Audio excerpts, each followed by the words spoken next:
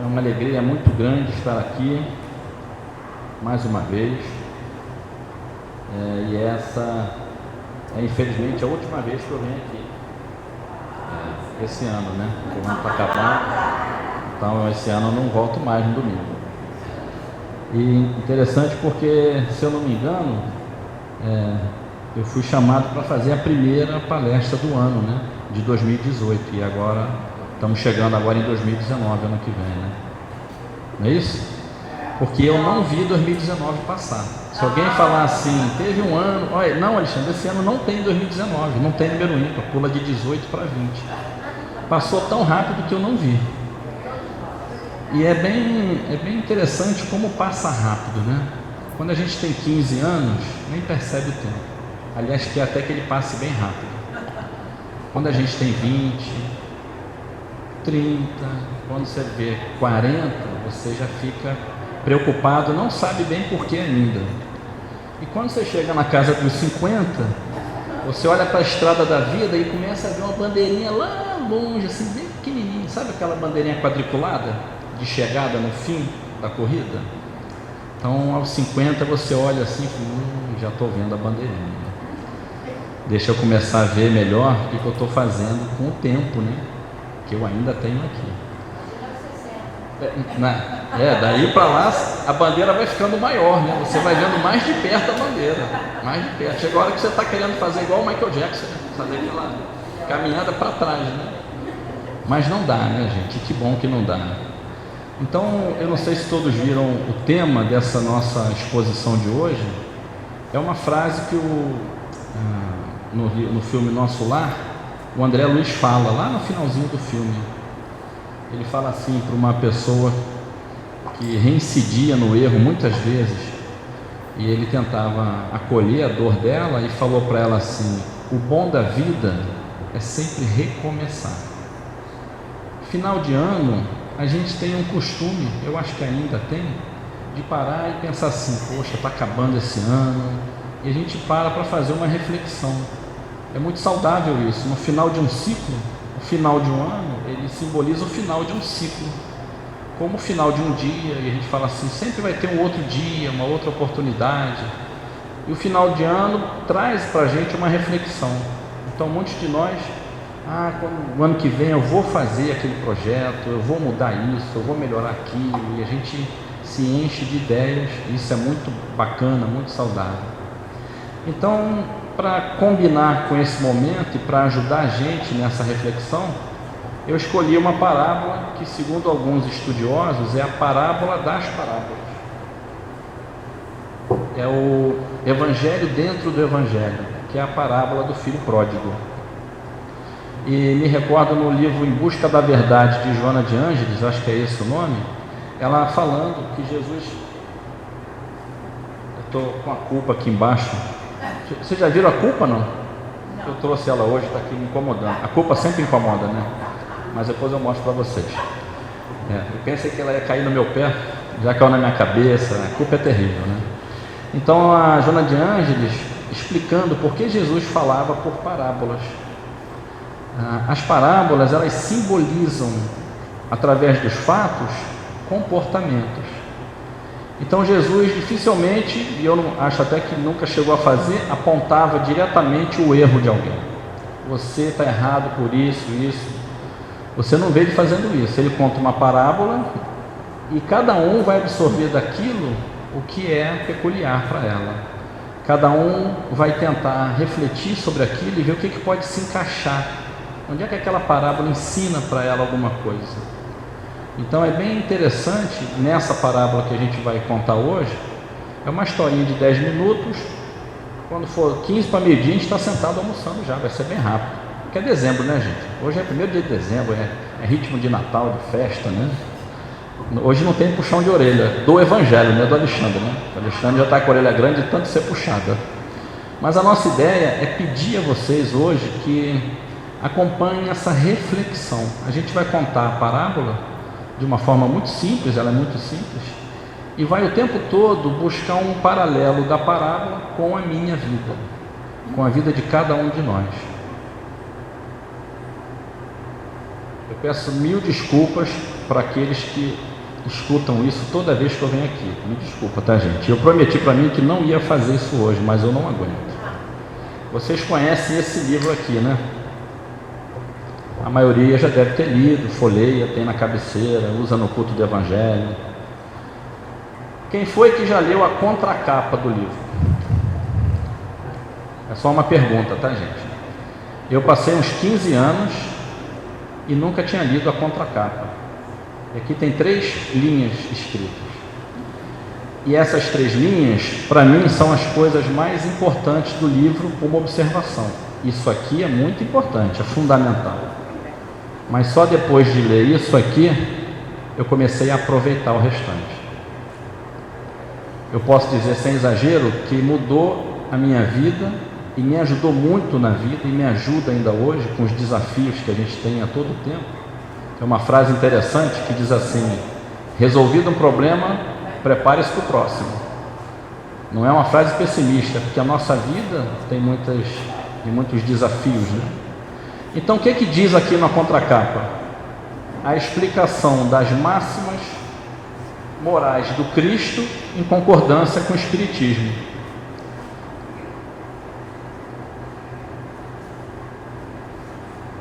É o vento.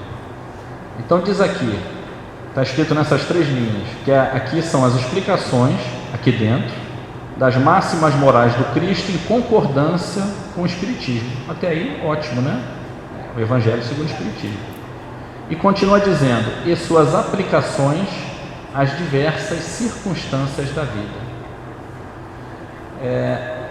Ingenuidade, imaturidade, ou seja lá o que for, desatenção, caiu meu queixo quando eu li isso. E pensei assim, gente, são textos lindos, parábolas maravilhosas, doces, amorosas, e é para aplicar na minha vida.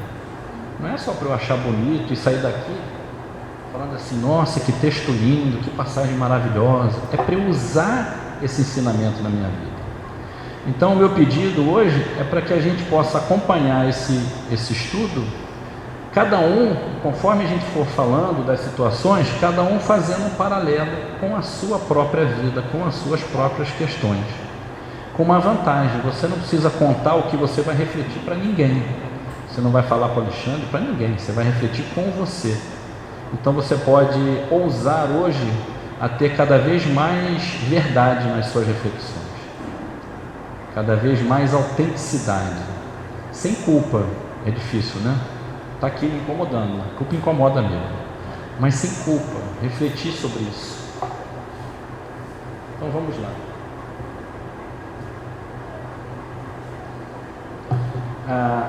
A gente vai começar a historinha de hoje falando de um pai que tinha 2 filhos, a parábola do filho pródigo. Então, um fazendeiro, dono de propriedade, essa história se passa há mais de 2000 anos atrás, e se hoje em dia a gente ainda vive numa sociedade patriarcal, imagina naquela época. Então o pai era a autoridade máxima dentro da família, era inquestionável o que ele falava e tinha que ser acatado de pronto, sem titubear. E eis que, para surpresa desse pai, o filho mais novo, que a gente vai chamar de filho pródigo, ele pede ao pai a parte dele da herança. Naquela época, gente, isso era o mesmo que um filho desejar a morte do pai. Era inconcebível um filho pedir a herança enquanto o pai estivesse vivo. Isso era uma coisa absurda, em que a própria sociedade expulsava essa pessoa da cidade ou até apedrejava ela. Para você ver como era grave isso. Era inconcebível fazer algo assim. Mas esse filho se prontifica a isso, pede ao pai a parte da herança dele e o pai dá. O pai atende o pedido dele. Então o pai divide a parte dele, entrega para ele, e em poucos dias ele vende tudo, bota o dinheiro no bolso e rapa fora, vai para outro país, vai para longe dali.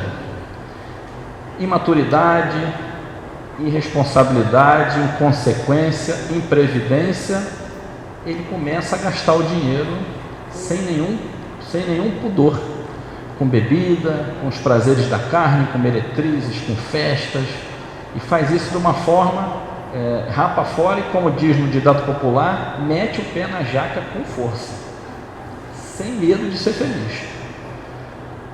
a gente pode usar do livre-arbítrio da maneira que a gente quiser, né?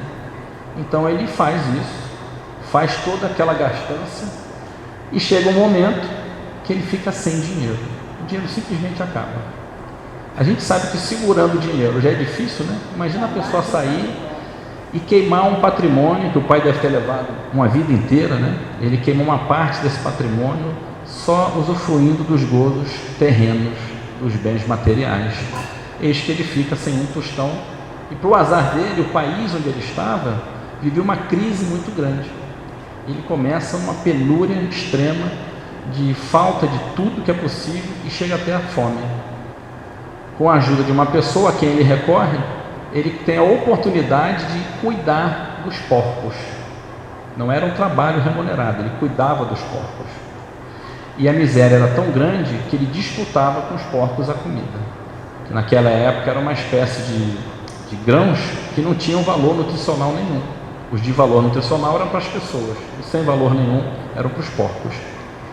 Eu não sei como é hoje, mas aquela época era como uma pessoa descer no fundo do poço com uma pá e cavar mais 20 metros para o fundo do poço.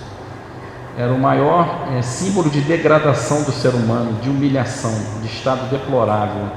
Um estado deplorável dessa alma, que não tinha mais o que comer e tinha uma vida pior do que a dos porcos. Então olha quanto sofrimento advindo das ações dessa pessoa, do filho pródigo. E aí acontece, gente, uma coisa maravilhosa na vida dele. Ele cai em si. De novo na gíria, caiu a ficha para ele, né? Caiu uma baita ficha. Se fosse no meu tempo, eu ia dizer que caiu um orelhão inteiro na cabeça dele. Ele parou, olhou para a vida dele e pensou assim: está tudo errado, estou fazendo besteira. Quando Jesus falou que nenhuma das ovelhas que o pai deixou para ele cuidar iriam se perder, ele ia retomar todas elas. Eu fico imaginando uma ovelha que saiu para o caminho errado e está lá andando, muito feliz. Chega uma hora que ela para. Não é esse o caminho. Esse é o momento mais importante da vida, da existência de um espírito, gente. Pode parecer simples, mas quando a pessoa para e cai a ficha, quando ela cai em si, é como se o céu estivesse em festa. Às vezes a família fala assim: ai, graças a Deus, essa pessoa com 51 anos de idade caiu a ficha para ele. Imagina um filho nosso, para quem tem filho, e se está indo para o lado errado, 10 anos, 20 anos, 30 anos, 50, daqui a pouco ele fala assim: poxa pai, eu errei. É uma alegria muito grande, né? Eu fico imaginando o anjo da guarda, ele deve estar até dançando lá, comemorando, né? Porque há quantas encarnações, às vezes, a gente não está repetindo os mesmos erros. Então esse momento de cair em si é o momento mais importante da existência de um ser, em qualquer situação. Isso aconteceu com Pedro, quando ele negou Jesus e depois caiu em si do que ele estava fazendo. Com Maria de Magdala, quando cai em si da vida que ela levava, e olha a mudança que ela fez. Com Judas, que com a esperança de um domínio político entrega a Jesus e depois cai em si. E a gente que se acha muito errado, acha que não tem jeito na vida e usa a culpa está danada aqui embaixo, gente. E usa a culpa o tempo todo. Imagina Paulo, um dos maiores apóstolos do Cristo, mas o que ele fez antes de cair em si? Ele matou muita gente. Ele matou, assassinou muita gente. Então olha que bacana, gente, para a nossa reflexão, qual é a nossa relação com a culpa? Qual é a nossa relação com os nossos erros? Porque Paulo, quando estava a caminho de Damasco, e Jesus aparece ali na frente dele, e ele cai em si e vê o que ele estava fazendo até aquele momento, e foi muita coisa de ruim que ele fez, ele não perde tempo com a culpa. Certamente ele sentiu esse peso, mas ele não perde tempo. Ele pergunta para Jesus: o que eu tenho que fazer? É bem bacana isso, é uma lição de vida para a gente. Errou? O que eu tenho que fazer para acertar? Qual é o caminho, né? Não perder tempo com isso. É difícil isso, né? Porque a culpa, a gente acaba se acostumando com ela. E tem a Joana de Ângeles chama a culpa como despertar da consciência. É um momento maravilhoso da existência. E tem uma frase que eu gosto muito que diz que a culpa é um ótimo despertador. mas é uma péssima companhia. Então o filho pródigo, quando cai a ficha dele, ele vê toda a besteira que ele fez, ele pensa o seguinte: os empregados do meu pai têm uma vida melhor do que a minha, eles têm pão todos os dias, eu passo fome todos os dias. Então ele se levanta, e está escrito assim no Evangelho, ele se levanta. O que significa isso? Ele toma uma atitude. Apesar de todo o erro, de tudo que ele fez, de uma caminhada de erros, ele para, entende que não é o melhor caminho e toma uma atitude. E só um parêntese aqui sobre a palavra erro, né? Ele estava errado no que ele fez? Para ele estava errado quando ele decidiu pegar o dinheiro e gastar tudo? Não estava. Para ele estava certo naquele momento. A verdade dele naquele momento era aquela. Ele fez o melhor que ele podia, por mais incrível que pareça. E somente com a experiência da vida e com o viver, a vida foi mostrando para ele. E através da dor, né?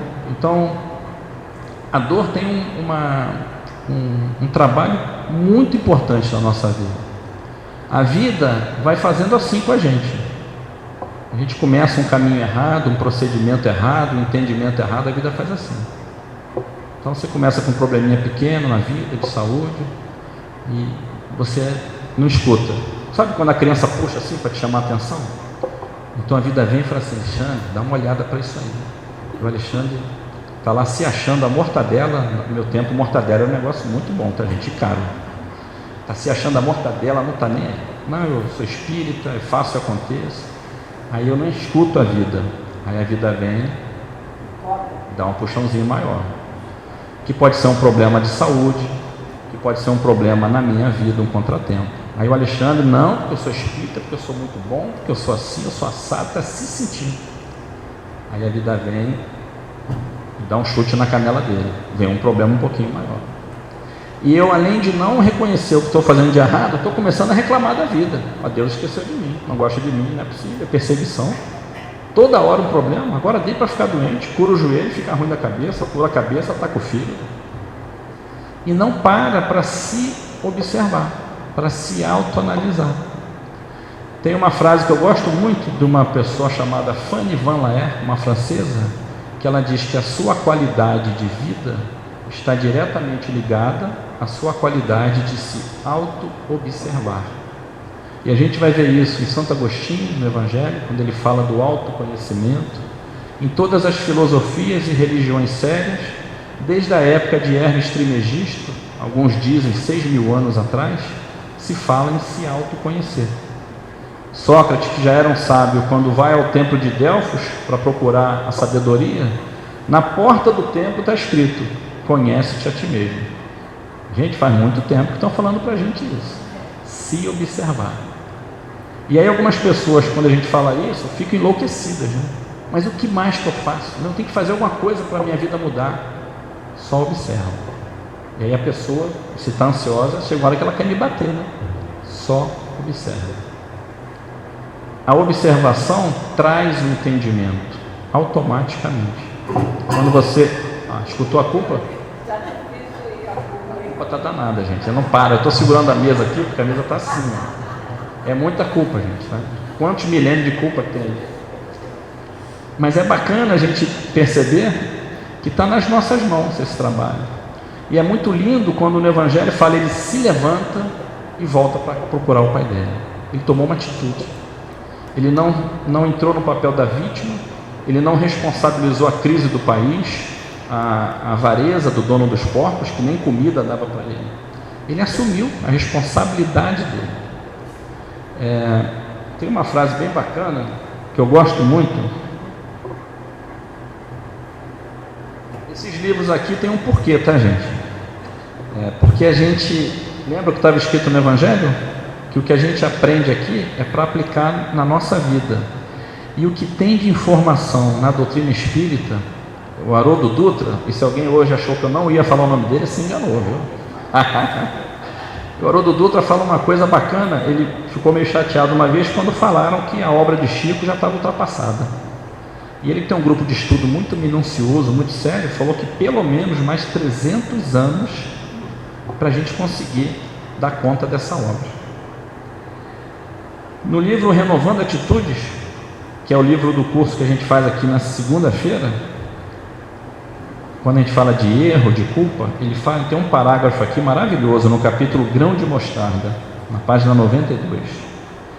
Então, ele diz assim: nada está errado conosco, pois o que chamamos imperfeições no mundo são apenas lições não aprendidas ou não entendidas, que precisam ser recapituladas, a fim de que possamos nos conhecer melhor, assim como as leis que regem a nossa existência.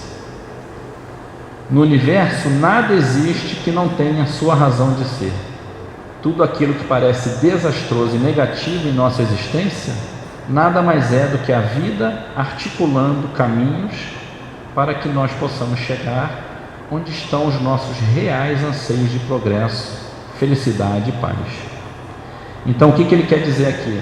Sabe aquele problema na sua vida, novo ou antigo, ou que você tem há mais de 30 anos? Ele é uma bênção na sua vida. E aí, nessa hora eu estou preparado já para me abaixar, né? Se voar um caderno, um tomate podre, alguma coisa, você vai falar assim: você está falando isso porque você não sabe do meu problema. E com todo respeito ao seu problema, um sincero respeito à sua dor, a gente tem que entender, de alguma maneira, e a vida vai fazer isso com a gente um dia, que os problemas são mensageiros da vida. Cada vez que eu tenho um problema na vida, eu estou ferindo alguma das leis divinas. E quando eu falo leis divinas, gente, não é só no aspecto religioso, a gente está falando da natureza. O homem hoje está se sentindo a mortadela de novo, né? Só porque ele inventou a roda e o Wi-Fi. Ele está se sentindo. Mas ele esquece que ele é tão somente parte da natureza. Em qualquer lugar que você vai ver a natureza, na sua essência, então se você olhar as estrelas, o balé dos planetas, coloca lá na internet a constelação nossa solar, o sistema solar. É um balé, uma coisa linda, são bilhões e bilhões de planetas girando em harmonia, e ninguém nunca escutou que um tropeçou no outro, caiu, quebrou. Se você for na natureza, na floresta, é uma harmonia. A natureza é harmonia, beleza e perfeição. Por que a nossa vida ainda não é harmonia, só beleza e só perfeição? Porque a gente ainda está em processo de evolução. Então, o que Hamed fala aqui nesse capítulo é que não tem nada de errado na nossa vida.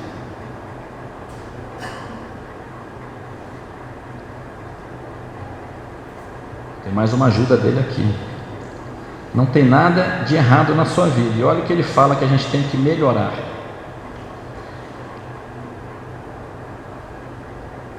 A confiança em que tudo está justo e certo, e que não há nada a fazer a não ser melhorar o nosso próprio modo de ver e entender as coisas. Bem bacana isso, né? O que ele está falando é que na sua vida não tem nada de errado, por mais dolorido que seja falar. Eu também tenho problema, tá, gente? Bastante. Então não estou falando do lugar de onde quem não tem problema nenhum. E é muito difícil olhar para isso e entender isso. Então, na hora que o problema vier, você chora, xinga, grita, fala de verbo de intensidade, que é o dito palavrão, faz o que você quiser. Mas passou esse primeiro momento, como uma topada que você dá na mesa, para e pergunta: para que eu estou passando isso na vida? O que esse problema ele quer me ensinar? A gente pega o problema normalmente e faz assim, bota para longe.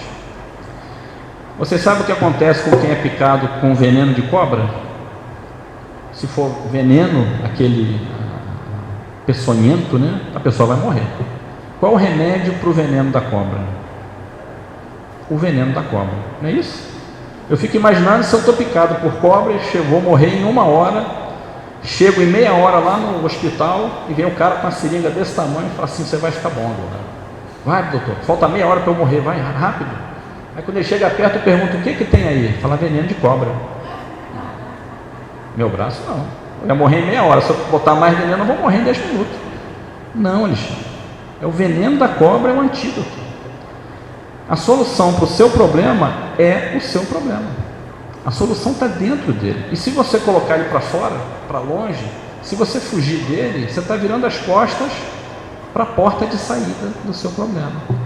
À medida que você olha para ele com cuidado, sem julgamento seu, sem crítica, e começa a entender o que está acontecendo, você vai achar um lugar, você vai achar o porquê que você está passando por ele. Estou olhando a minha cola, tá, gente? Porque a ordem dos livros eu não guardei. Então é importante a gente perceber o quanto a maneira como a gente olha para as nossas questões é que faz toda a diferença. Se eu tiver que escolher quem está errado, Deus ou eu? Ficou ruim para mim, né? Ficou bem ruim para mim.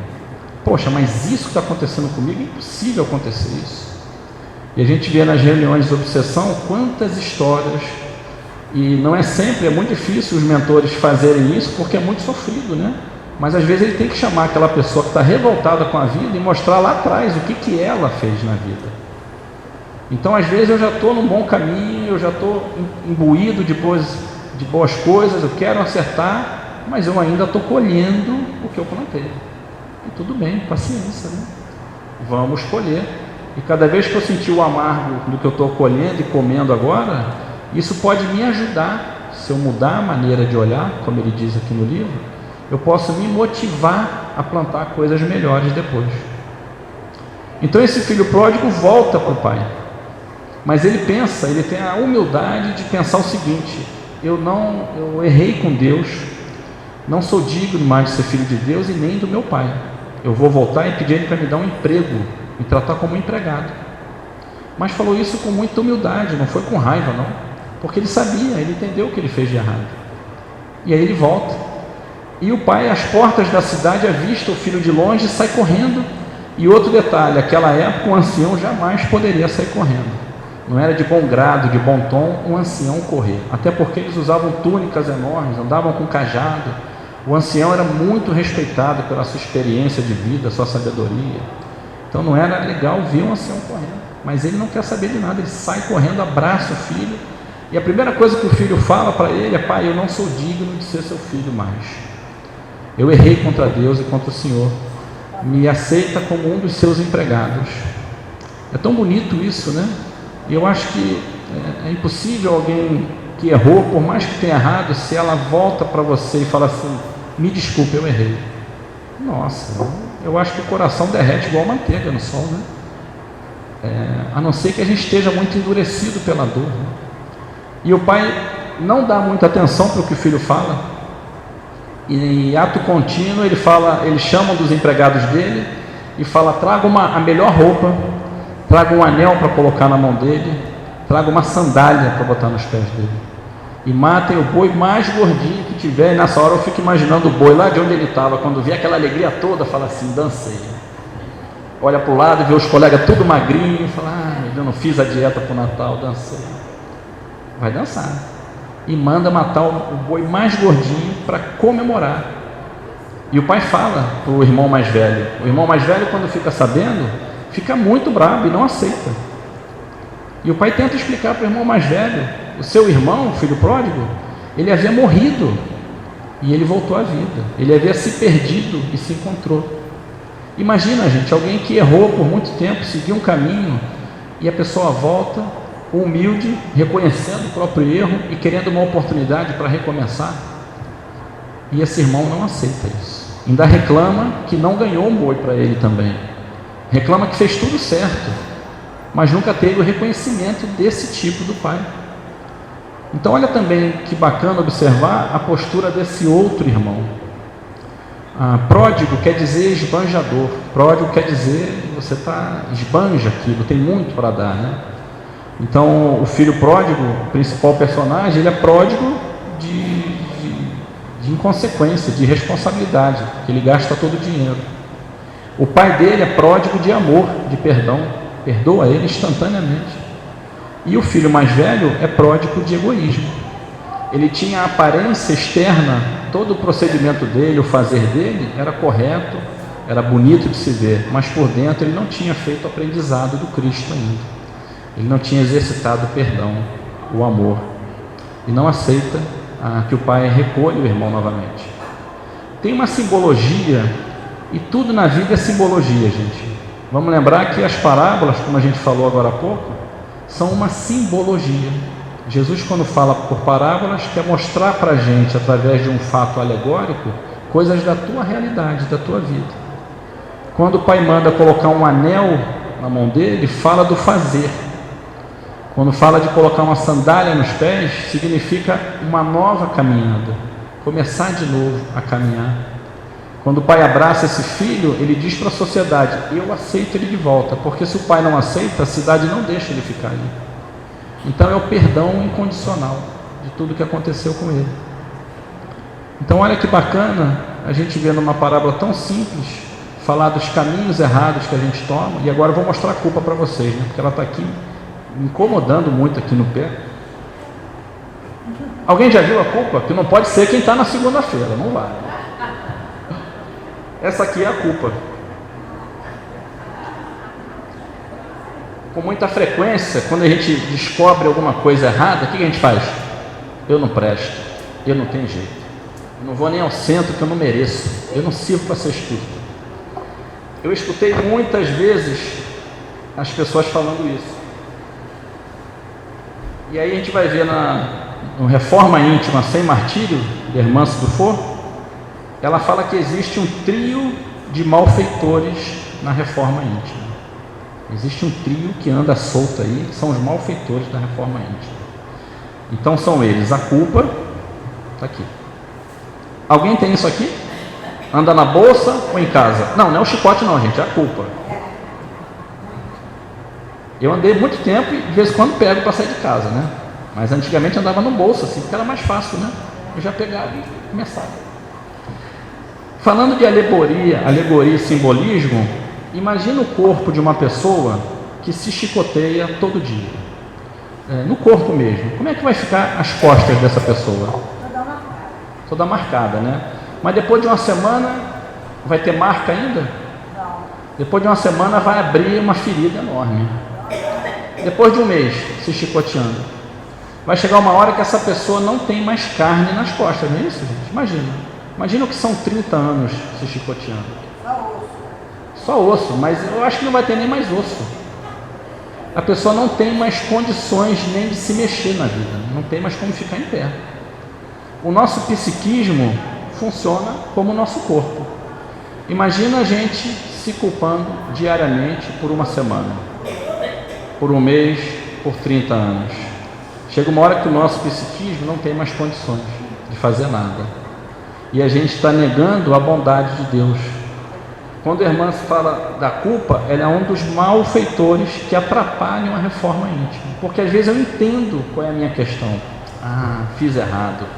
Mas pode ser que eu seja tomado pelo orgulho, pode ser que eu seja tomado pela vaidade, pode ser que eu não ache que eu sou capaz de fazer essa mudança. E aí, ao invés do entendimento me trazer luz, me leva para uma escuridão ainda maior, se eu achar que eu não tenho mais jeito. Então ela fala que apesar de serem sofrimentos psíquicos, eles funcionam como estimuladores do progresso. Então a culpa, ela é um estimulador do progresso. A culpa, gente, é o despertador. Troca isso aqui na tua casa, se você tiver, e bota um despertador. Fez errado? Opa, fiz errado. Então ela fala que a culpa pode se transformar numa autoanálise da sua conduta e um freio para não cair de novo. A baixa autoestima pode se converter numa capacidade de descobrir os seus próprios valores. E o medo de errar promove um arquivo de experiência e desapego. Então, para aqueles que têm medo de errar ou não se perdoam quando erram, eu estou falando de errar não é uma vez só não, tá, gente? A gente repete vidas errando a mesma coisa. Muitos de nós, não somos todos nós. Então, às vezes a gente quer resolver assim, ó. Entendi. Eu fui naquele terapeuta, psicólogo, tomei aquele remédio, fui no centro e não resolve o problema. Tem coisas que vão levar um pouquinho mais de tempo, 3 vidas, 4, 5. Também pressa para quê, né? Se nós somos eternos, vamos ficar sentados numa nuvem tocando harpa, gente, haja música para tocar, né? É bom que a gente tenha muito o que fazer. E no Livro dos Espíritos tem a pergunta 192, que em resumo pergunta se nós podemos ser perfeitos agora. É real a perfeição hoje? E os Espíritos respondem: não. Bacana porque os espíritos falam assim, né? Você que se vire para dirigir isso. A resposta é essa: não é possível a perfeição. Então, se você ainda luta pela perfeição agora, corra atrás da perfeição relativa, mas não para hoje. Então ele diz que não, porque o homem, pois que o homem julga perfeito, o que o homem julga perfeito está longe da perfeição. E ele compara com uma criança, porque ele fala que a gente tem que passar por etapas. O filho pródigo não passou por uma etapa. A gente não está dizendo que é certo o que ele fez, a gente não vai julgar o que ele fez. Mas é importante perceber que se ele não faz aquilo, se ele fica, vamos dizer, enrustido igual o irmão, guardando raiva e ódio, e não tinha evoluído. Se ele não arrisca, gente, nós estamos falando para arriscar e fazer bobagem, mas se você arriscar e não der certo, você adquiriu um tesouro de experiência quando a tua ficha cai. E não se preocupe, ela vai cair. A diferença é que você vai sofrer menos, vai ser mais rápido, ou você pode sofrer muito, vai demorar mais. Mas a ficha vai cair. Então olha como é um processo, não dá para queimar etapa. Então ele completa, assim como uma criança, por mais precoce, inteligente que ela seja, ela deve passar pela juventude, por todas as fases, até chegar à idade madura.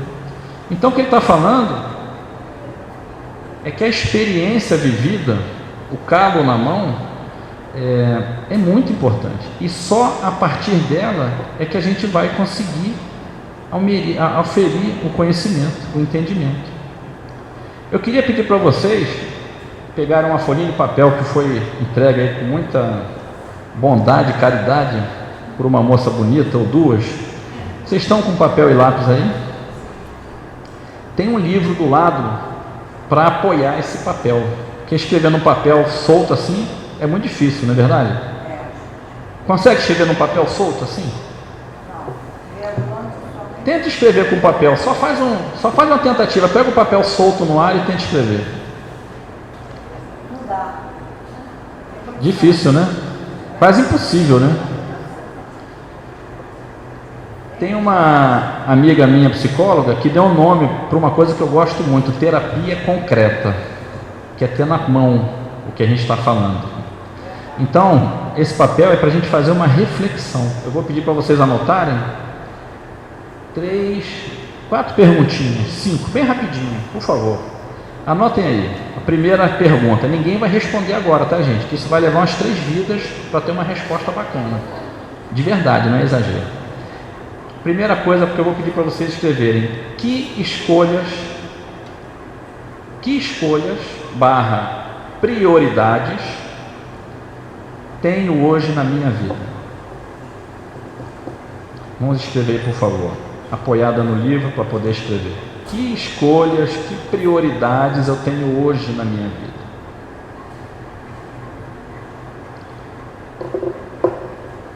O que eu... Não responde não, tá? Só escreve a pergunta, por favor. Quer dizer, o que eu estou dando prioridade na minha vida hoje? Se eu pudesse contar o tempo no relógio de tudo que eu faço durante o dia, a semana, o mês, o que vai aparecer lá? Eu sei que a gente tem que trabalhar sim, tem que fazer muitas coisas, cuidar da saúde, da família, mas se nós temos a crença na doutrina espírita, se a gente sabe de algumas verdades, não somos melhores nem piores, tá, gente? O céu, que é o centro espírita no umbral, está cheio, então não somos melhores que ninguém, mas é bacana a gente perceber que a gente tem uma responsabilidade. Não vai dar para chegar lá para o Pedrão, lá no céu agora deve ser assim, você dá o CPF, ele entra no sistema, sai a tua lista, né? Nossa, ele olha para a minha lista e fala: ai meu filho, vai lá para aquela sala vermelha, né? Espera lá, o negócio é crítico. Não vai dar para falar a ele: Pedrão, eu não sabia. Isso aqui é o vídeo, você lá no Joaquim Mortinho, eu te mostro. Não precisa mostrar. Então não dá para dizer que não sabia. Eu, enquanto espírita, que prioridade eu estou dando para o meu crescimento nessa encarnação? Eu gosto muito da frase que define o que é o verdadeiro espírita, né? Principalmente da segunda parte, né? Que reconhece o verdadeiro espírita pelo esforço que ele faz. Essa eu adoro, eu não gosto muito da primeira. Reconhece o verdadeiro espírita pela sua transformação moral. e pelo esforço que ele faz. Então, que prioridades eu tenho hoje com essa responsabilidade de me transformar moralmente? Transformar, gente, não precisa ser uma mudança absurda. Quem já foi na Igreja da Penha, já viu que a altura do degrau é desse tamanho. Degrau para chuchu. Eu cansei de contar, eu voltei no 20º, fui de bondinho. Mas é muito pequenininho. Por quê? Porque é mais fácil de você conseguir. As mudanças na sua vida podem e devem começar por pequenas ações, pequenas entre aspas, tá, gente? Porque qualquer passo para frente sempre é muito grande. Anota, por favor, a outra frase. Que recursos eu estou desperdiçando ou posso estar desperdiçando nesta vida? Não trouxe só a culpa não, tá, gente? Eu trouxe um outro recurso que nessa vida ele é finito.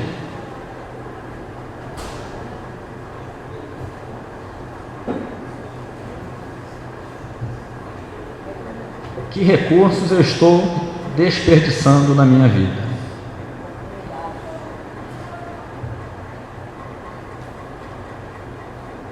Pode ser tempo, pode ser saúde, pode ser energia, pode ser a presença, o convívio de pessoas, principalmente as mais difíceis, né? Porque quem só me chama de bonito, a gente gosta, agradece muito bem, mas não me agrega nada, né?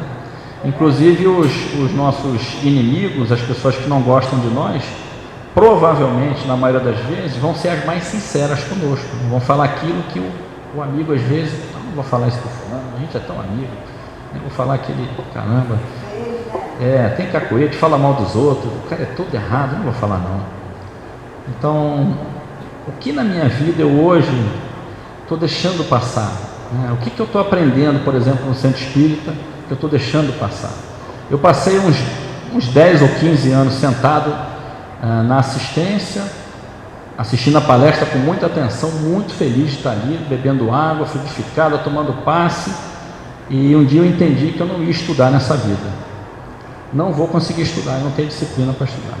Tentava de um jeito, de outro, e um dia falei para o presidente na época, me bota para fazer palestra, pelo amor de Deus. Aí ele quis me elogiar, ai que bom, falando, não me elogia não. Eu estou indo porque só assim para eu estudar.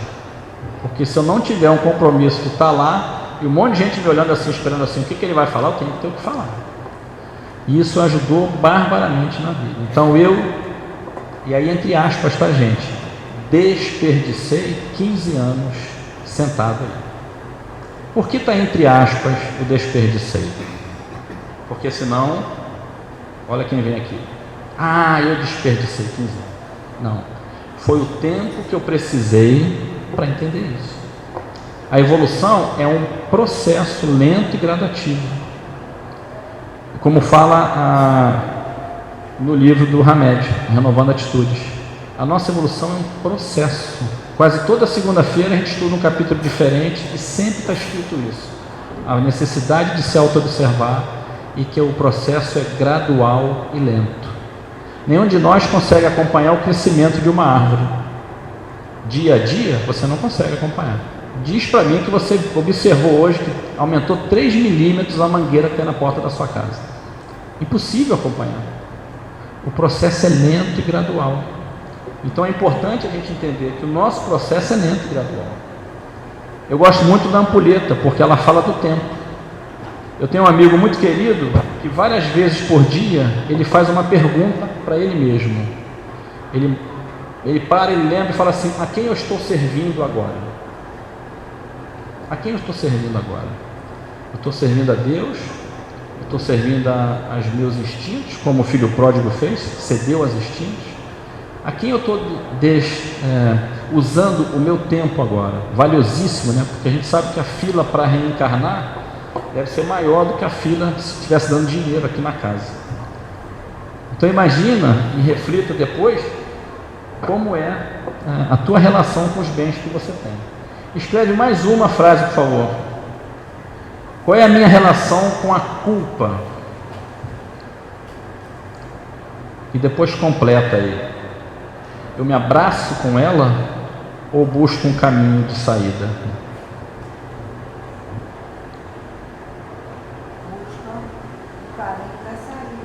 Melhor assim, né?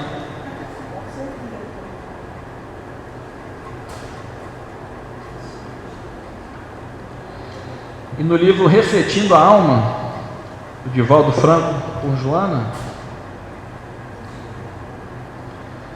tem um dizer muito bacana. Não responde não, tá, gente? Porque a culpa, acho que é o que demora mais, né? É a resposta que mais demora.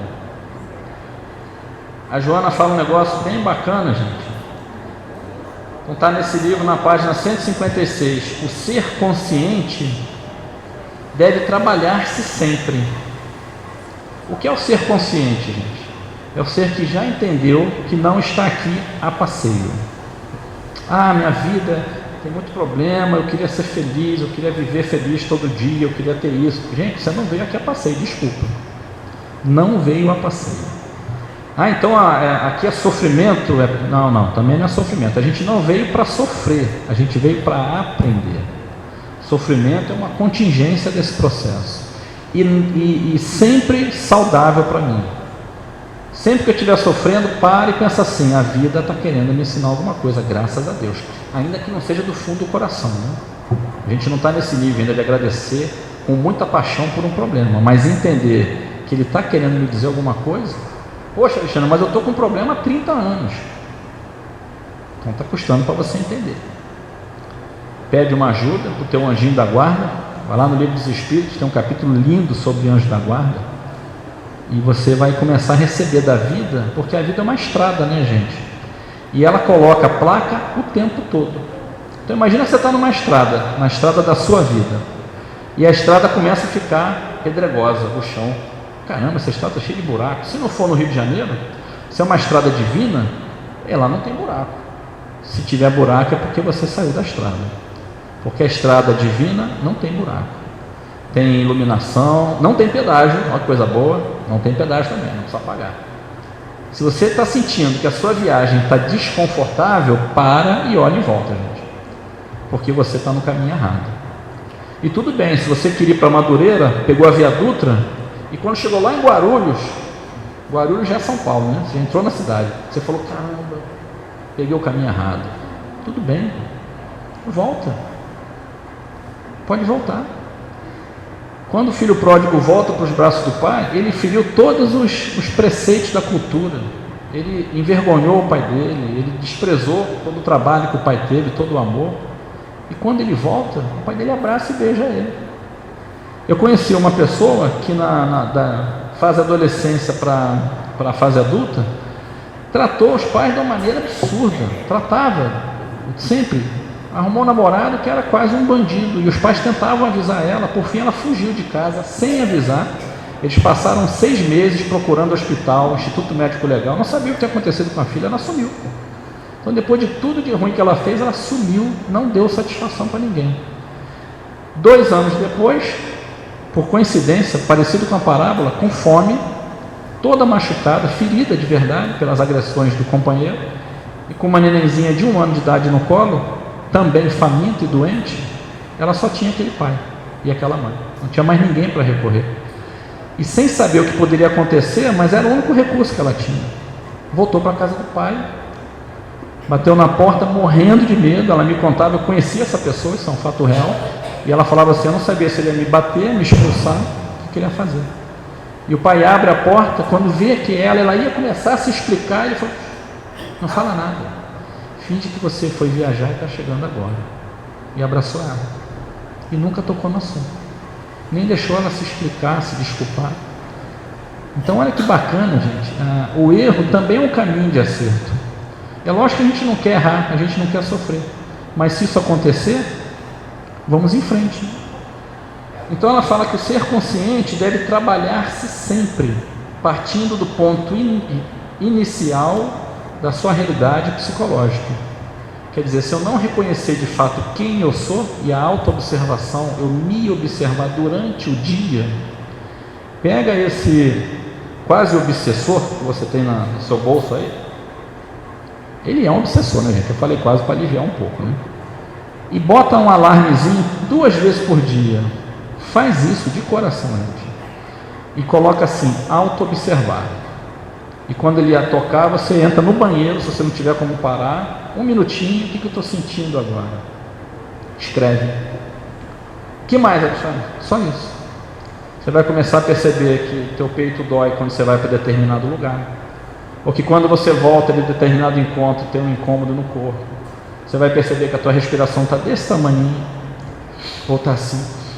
A gente não se percebe. Nós somos quase como estranhos dentro de nós mesmos. Por isso, há muitos 1000 anos, só o que a espiritualidade pede é assim: olhe para você, se conheça. Conheça o que você sente em relação às coisas que você vive. Então ela fala que aceitando-se como a gente é, então é olhar para dentro e aceitar o que é. Eu sou filho de Deus. O dia que eu descobri aqui, fazendo uma palestra, me caiu uma ficha. Gente, meu irmão é Jesus. É bobo isso, né? Mas entender que eu tenho um irmão e é Jesus, não serviria para uma briga na rua, mas para todo o resto da minha vida é maravilhoso. Eu não sou qualquer coisa, né? E aí eu gosto de... Não sou qualquer coisa, vai me desculpar. Eu sou filho de Deus, eu sou criação divina. Então, aceitando-se como é e aprimorando-se sem cessar, somente consegue essa lucidez aquele que se autoanalisa. Somente consegue essa lucidez de olhar para quem eu sou e aí eu poder partir para onde eu quero, quem se autoanalisa, disposto a encontrar-se sem máscaras, sem deterioração. E olha a parte mais importante: e para isso não se julga, não se justifica, nem se acusa, nem se culpa, apenas se descobre.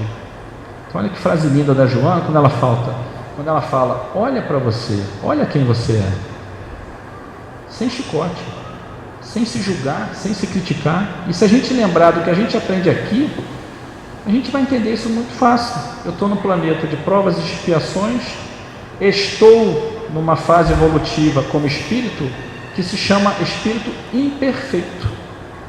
Nós vimos lá que imperfeito não é quebrado, nem ruim, nem errado. Imperfeito é em processo de aprendizado. Caramba, se eu sou um espírito imperfeito em processo de aprendizado, o que eu mais vou fazer é errar. Mas a vida é tão perfeita que os erros me levam para o aprendizado, e o aprendizado me leva para outro patamar de vida. A gente não está fazendo proselitismo religioso, seja espírita, mas eu particularmente não conheço outra filosofia, outra religião que seja tão abrangente na sua vida, que possa contemplar todos os aspectos da sua vida. Mas precisa que a gente aproveite o nosso tempo, né? Aproveite o recurso, veja que prioridades eu tenho na minha vida. E se você quiser saber se você precisa ou não, sente o teu coração, olha para a sua vida hoje. Então, se você está feliz e tranquilo, gente, vai curtir a vida, numa boa. Não é acusação, não existe certo e errado, existe o certo 1 e o certo 2, porque o errado traz isso de um tamanho gigante, né? E como é que eu vou saber do certo 1 e certo 2 o que é melhor? É só ver a consequência disso. Para a sua vida está bom o que você tem feito, da maneira como você tem vivido? E tem uma frase de um pensador, Blaise, esqueci o sobrenome dele, que ele fala assim: não me envergonho de mudar de ideia, porque não me envergonho de pensar. Então olha que bacana. Então de repente você age diferente, ou reage ao familiar ou ao amigo: pô, está ficando bobo, que besteira. Não quero mais isso, não faço mais aquilo. Está metido, está bobo, entrou para esse negócio agora aí. É mudar, gente, né? Chico Xavier fala um negócio bem bacana. Dá licença. O Chico Xavier fala que enquanto a gente fizer a mesma coisa, enquanto as suas ações forem iguais, o resultado vai ser igual, né? Isso é uma bateria de carrinho. Me diz o que ia acontecer se essa bateria durasse 50 anos. Ele ia ficar rodando 50 anos.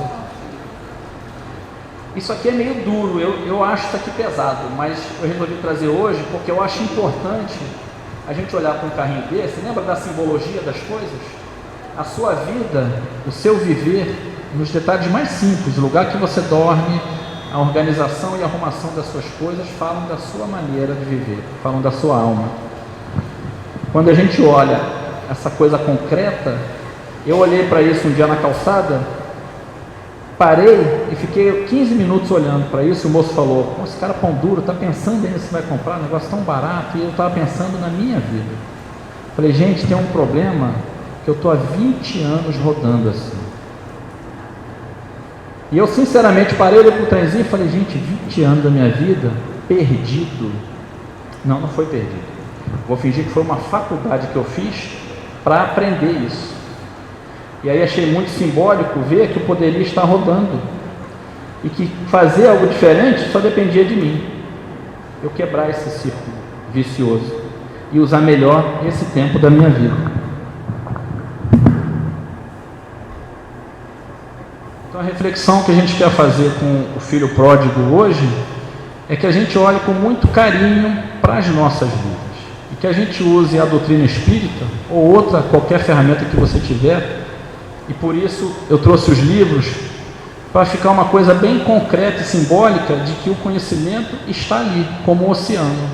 Então você vai no oceano, você pode só molhar o dedão do pé, ou você pode encher um caminhão-pipa, ou você pode levar a água toda que você quiser. Eu passei 15 anos molhando o pé na doutrina espírita. Que legal, água salgadinha, tá boa, tá quentinha a água. E depois eu vi que eu podia beber um copo d'água. Tem muita água para beber ainda, né? A nossa vida, o maior recado para a gente hoje é que a gente comece a se olhar enquanto espírito, não mais como Alexandre, um espírito em evolução. Eu tenho quase certeza que todo mundo aqui, a contar comigo, principalmente, tem dores. Elas são o teu manual. Elas são a tua placa de indicação na sua vida. Então, se você começar a se tratar com a amorosidade que você tem com um grande amigo, se você começar a se perdoar como você perdoa um grande amigo, e se acolher como você acolhe ele quando ele está em sofrimento, quando ele faz uma bobagem, é difícil a gente refutar um amigo, a gente acolhe ele, não, vem cá, cara. Mas quando a gente faz um erro pequenininho, toma de chicotada. Se olhar como um espírito é entender que eu estou em processo de evolução, que Deus me ama, que a vida me ama, e que se eu olhar com calma para a minha própria vida, para o meu passado até aqui, eu vou ver que a vida me ajuda todos os dias, que ela tenta todos os dias me trazer para a minha consciência. Estar consciente, segundo a Joana de Ângeles, é olhar para ver o que eu preciso melhorar em mim.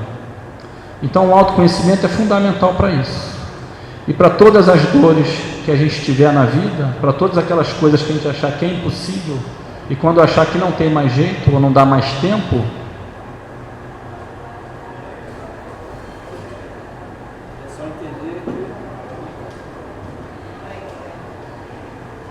é só entender que o bom da vida é sempre recomeçar. Então, se acabou o seu tempo, você acha que acabou, você vira de novo e começa outra vez.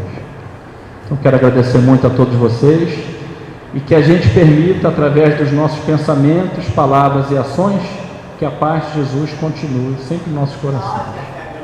Graças a Deus.